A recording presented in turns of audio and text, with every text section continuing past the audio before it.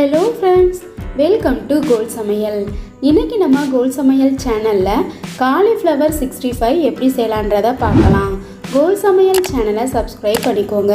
பக்கத்தில் இருக்க ஆளுன்ற பெல் ஐகானை கிளிக் பண்ணிக்கோங்க ஃப்ரெண்ட்ஸ். அப்போ தான் நான் போடுற வீடியோ உடனே உங்களுக்கு நோட்டிஃபிகேஷனில் வரும். காலிஃப்ளவர் பக்கோடா செய்கிறதுக்காக மீடியம் சைஸ் அளவுள்ள காலிஃப்ளவர் ஒன்று எடுத்துக்கலாம். பொடிசாக கட் பண்ணிடாமல் மீடியம் சைஸாக கட் பண்ணி எடுத்துக்கலாம். பொரிக்கிறதுக்கு முன்னாடியே காலிஃப்ளவரை சுத்தம் பண்ணிடலாம். அதுக்காக ஒரு பாத்திரத்தில் காலிஃப்ளவர் மூழ்கிற அளவுக்கு தண்ணி எடுத்துக்கலாம். அரை ஸ்பூன் மஞ்சள் தூள் சேர்த்துக்கலாம். உப்பு அரை ஸ்பூன் சேர்த்துக்கலாம். தண்ணி நல்லா கொதி வந்ததுக்கு அப்புறமா நம்ம கட் பண்ணி வச்சுருக்க காலிஃப்ளவர் எல்லாத்தையுமே தண்ணியில் சேர்த்துடலாம். தண்ணியில் மூழ்கிற அளவுக்கு நல்லா கலந்து விட்டுடலாம். 2 நிமிஷத்துக்கு அடுப்பிலே வச்சு குக் பண்ணிடலாம்.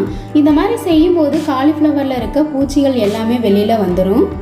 அதுக்கப்புறமா நம்ம நார்மல் வாட்டரை வச்சு ஒரு தடவை கழுவி எடுத்து வச்சுக்கலாம். அடுத்ததாக மசாலா ரெடி பண்ணிடலாம். 2 ஸ்பூன் கடலை மாவு எடுத்துக்கலாம். சோள மாவு 1 ஸ்பூன், அரிசி மாவு 1 ஸ்பூன், மிளகாய்த்தூள் 1 ஸ்பூன், மிளகுத்தூள் அரை ஸ்பூன் சேர்த்துக்கலாம். கரம் மசாலா அரை ஸ்பூன், உப்பு தேவையான அளவு சேர்த்துக்கலாம். இஞ்சி பூண்டு பேஸ்ட் 1 ஸ்பூன் சேர்த்துக்கலாம். மசாலாவை நல்லா மிக்ஸ் பண்ணிடலாம். இது கூட கொஞ்சம் கொஞ்சமாக தண்ணி சேர்த்து கெட்டியாக இல்லாமல் அதே சமயம் ரொம்பவும் தண்ணி மாதிரி இல்லாமல் நல்லா கலந்து எடுத்துக்கலாம். மீடியமாக கொழப்பாக கலந்து எடுத்துக்கலாம். அப்போ தான் காலிஃப்ளவர் பொரிச்சு எடுக்கும்போது மசாலா உதிராமல் காலிஃப்ளவரில் நல்லா ஒட்டி இருக்கும். இது மாதிரி கலந்து எடுத்துக்கலாம். இப்போ நம்ம எடுத்து வச்சிருக்க காலிஃப்ளவர் எல்லாத்தையுமே மசாலா கூட சேர்த்துடலாம். மசாலா எல்லாம் காலிஃப்ளவரில் நல்லா படுற அளவுக்கு மிக்ஸ் பண்ணி எடுத்துக்கலாம்.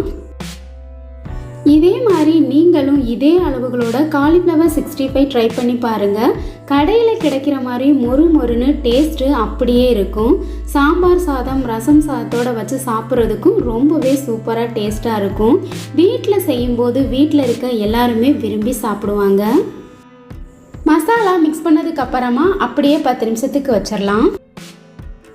காலிஃப்ளவர் பக்கோடா செய்கிறதுக்காக ஒரு கடாயில் தேவையான அளவு எண்ணெய் எடுத்துக்கலாம். நம்ம மசாலா தடவி வச்சுருக்க காலிஃப்ளவர் எல்லாத்தையும் எண்ணெய் நல்லா காஞ்சதுக்கு அப்புறமா சேர்த்துடலாம்.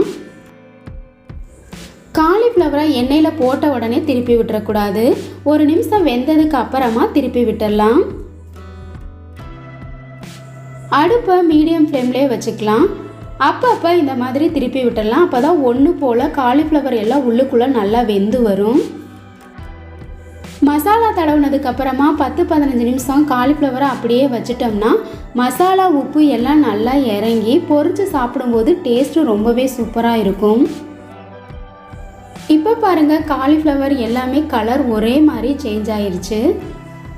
இப்போ காலிஃப்ளவர் எல்லாத்தையுமே வெளியில் எடுத்துடலாம். மசாலா கொஞ்சம் கூட உதிராமல் சூப்பரான காலிஃப்ளவர் 65 நமக்கு ரெடி ஆயிருச்சு.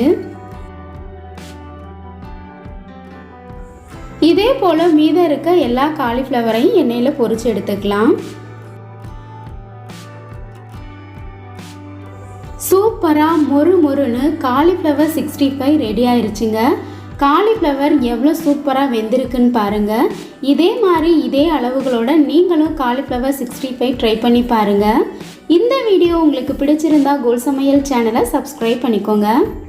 லைக் பண்ணுங்கள், கமெண்ட் பண்ணுங்கள், ஷேர் பண்ணுங்கள்.